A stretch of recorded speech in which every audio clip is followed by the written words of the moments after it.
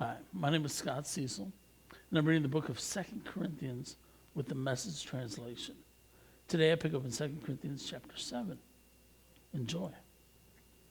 With promises like this to pull us on, dear friends, let's make a clean break with everything that defiles or distracts us, both within and without. Let's make our entire lives fit in holy temples for the worship of God.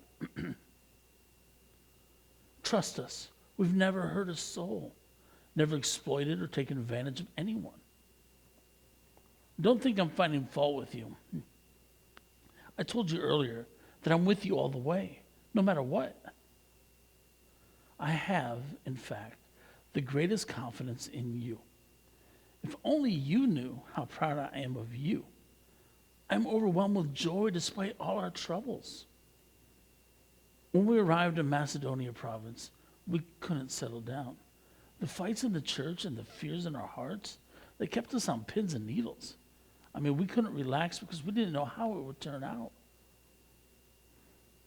Then the God who lifts up the downcast lifted our heads and our hearts with the arrival of Titus.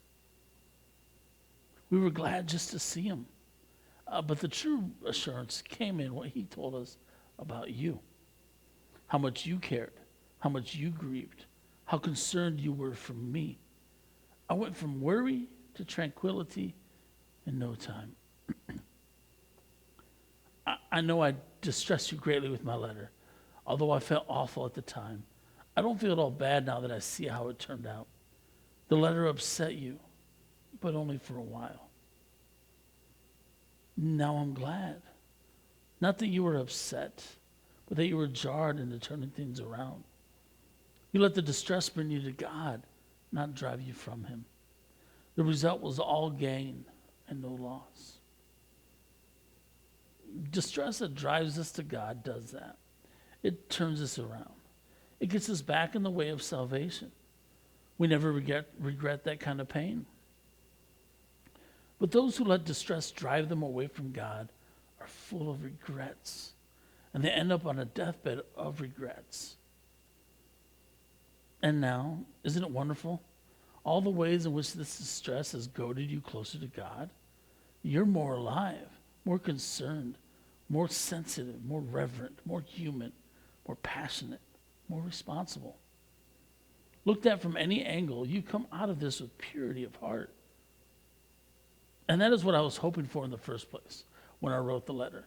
My primary concern was not for the one who did the wrong or even the one wronged, but for you, that you would realize and act upon the deep, deep ties between us before God. And that's what happened. And we feel just great. And then, when we saw how Titus felt, his exuberance over your response, our joy doubled.